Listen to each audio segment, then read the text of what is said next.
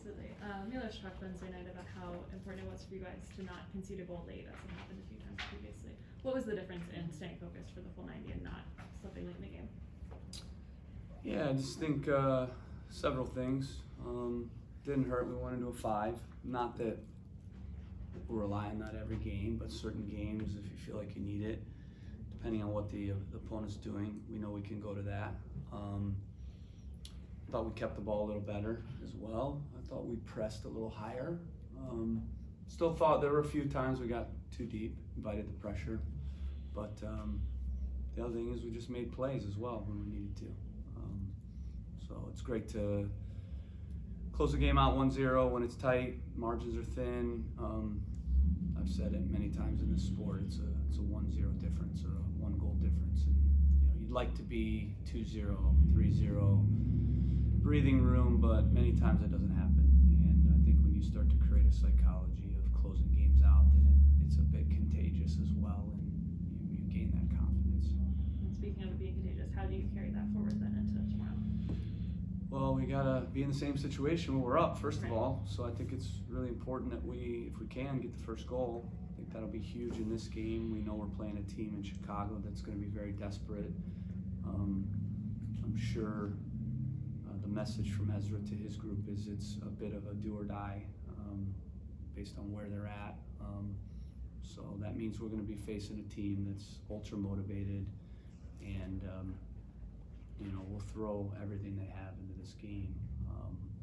But also, it's not do or die for us, but as far as wanting to keep moving up the table, it is. So it's another home cup final.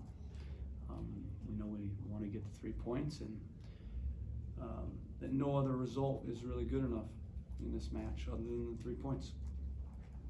Thanks for the time, Coach. Will was talking about just his own growth, and he's looking to get more confident on the offensive side. For you and Will's position, you mentioned he's great on defense. He's shown it on the field. What are you kind of expecting for him on the offensive side? Because stepping into the role where Pedro was very offensive minded, what's kind of Will fit into that offensive scheme? Yeah, I think you have to be who you are, first of all. So he shouldn't try to be Pedro. Pedro is a different player. They're both very good players. They both have different strengths, though, and I think that's the key. Is if he starts trying to go be Pedro, then he's gonna possibly go away from what he's really good at, and that's he's extremely athletic. You can see that he gets very good pressure on the ball. He's good at 1v1 duels. He's also a converted winger, but he's not really a pocket converted winger like Pedro was. Pedro has played the 10. He's a very creative player. Will's going to be more of a overlapper, crosser, using his athleticism, his timing, and he is a good server of the ball.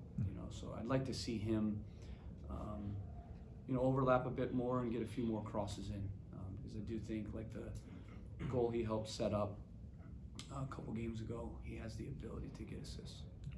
And then also talking about Pedro, is there a timetable? I don't think we heard a timetable on him being out and his potential return. Is that something expected before the end of the season?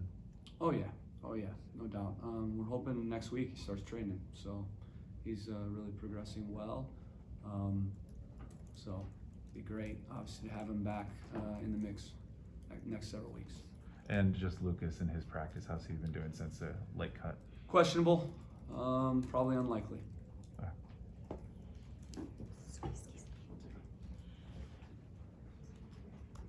There's a real benefit this season to how adaptable you guys have been. You play in the 4-3-3 kind of last minute, but the first time we've seen those three midfielders working there together. What did you like about that combination, and maybe what can you ask more out of those three? I think they played together at Atlanta on the road, if I remember right. Yeah, so I think they have played together. We got the result there too. So it's a different look, right? We're not going to be as creative. You play a 4-2-3-1 because you have a 10 and a creative player, and so when we play the 4-3-3, we don't try to play like we play with the 4-2-3-1. We make it more of a press transition type of game. Obviously, they sat back a lot, so we still had a ton of the ball in that phase, first half, I thought we could have been a bit better, especially when we found Cucho between the lines. We needed a little more connection from either our 8, Artie and Aiden moving up to support, or Derek inside. And we made those adjustments at halftime, and I thought that helped us create a bit more with the ball. But yeah, we can play 4-3-3. We played 3-5-2. Played 4-2-3-1. So we still have that in our back to utilize. Whether it's a in-game switch if we need to change something, or close the game out, or chase the game. We played a 4-4-2 diamond against Cincy as well to chase the game. So when you see 2 games back to back, we chased it in a 4-4-2 diamond. Cincy, we closed it in a 5-4-1. So this group's really tactically flexible, which is good. Sometimes if you don't plant those seeds, then they have a hard time changing and shifting gears. And I think this is a group that's been very tactically flexible game to game. And I think when you have a situation where your personnel's different, it's nice to be able to quickly shift to a 4-3-3 with 0 prep, and I thought it was pretty good actually with no prep.